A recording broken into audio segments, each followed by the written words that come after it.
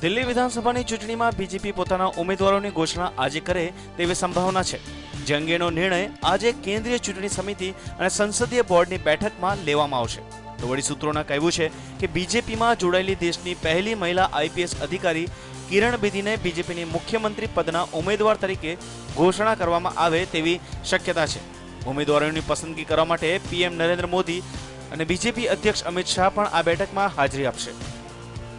જો બીજેપી મુખ્યમંત્રી પદ માટે કિરણ બેદીના નામની જાહેરાત કરશે તો પાર્ટીની રણનીતિમાં મોટો બદલાવ આવશે.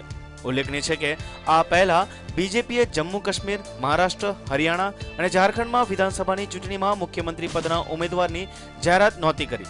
ઉલ્લેખનીય છે કે આગામી 21 તારીખ સુધીમાં બીજેપીએ પોતાના તમામ ઉમેદવારોની નોંધણી કરાવવી પડશે.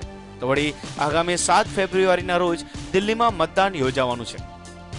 Bureau report, news online.